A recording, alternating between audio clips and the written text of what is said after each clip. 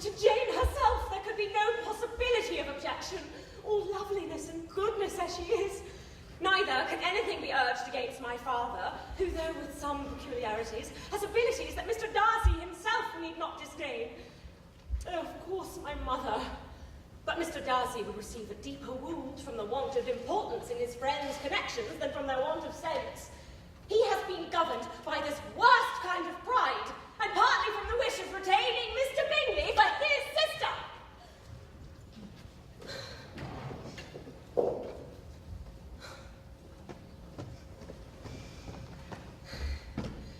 Miss Bennet. Mr. Darcy.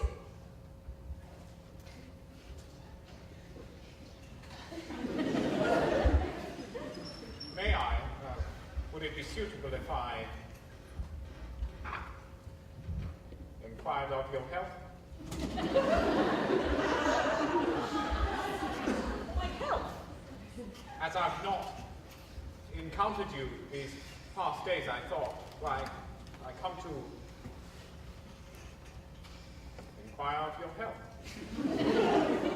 My health, Mr. Darcy, meets all the usual standards. Ah. Yes.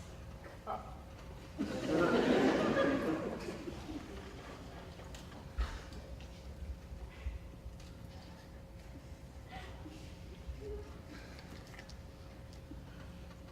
In vain I have struggled. It will not do. My feelings will not be repressed.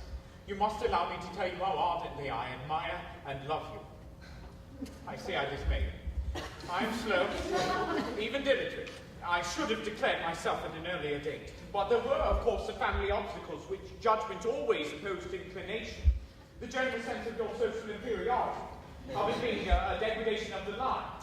I could not forget my responsibility to an estate, a way of life, of pride and place which might, in your circumstances, disinclude you, and thus the very ardency I described took place against my will and reason, or rather in opposition to my character and inclination, but the very strength of my attachment has made it impossible for me to conquer my feelings, and I can only express the hope that these feelings will now be rewarded by your acceptance of my hand. There.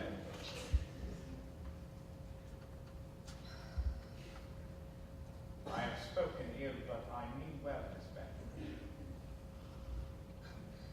In such cases as this, it is, I believe, the established mode to express a sense of obligation for the sentiments avowed, however unequally they may be returned. It is natural that obligation should be felt, and if I could feel gratitude, I would now thank you. But I cannot. I have never desired your good opinion, and you have certainly bestowed it most unwillingly. The feelings which you say have long prevented the acknowledgement of your regard, can have little difficulty in overcoming it after this explanation. And this is all the reply which I am to have the honor of expecting.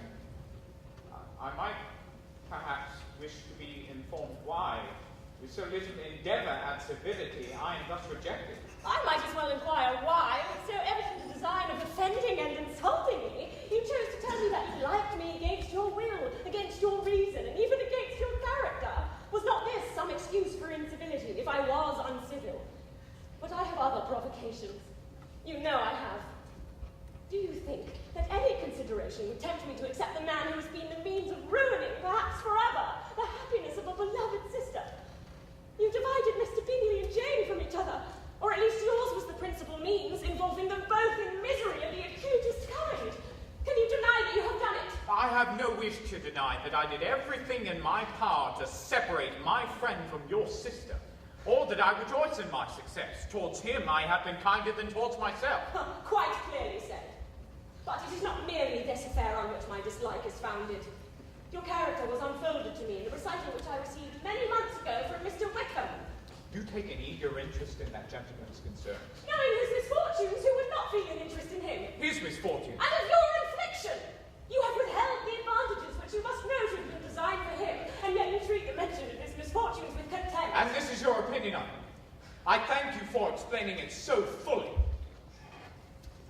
These bitter accusations might have been suppressed had I, with greater policy, flattered you into the belief of my being impelled by unqualified, unalloyed inclination, but disguise of every sort is my abhorrence. The mode of your declaration has not affected me, Mr. Darcy. You could not have made me the offer of your hand in any possible way that would have tempted me to accept it. From the very beginning, your arrogance and selfish disdain for the feelings of others have built an immovable dislike. You are, Mr. Darcy, the last man in the world whom I could ever be prevailed on to marry. You have said quite enough now. I perfectly comprehend your feelings. Forgive me for having taken up so much of your time, and accept my best wishes for your health and happiness.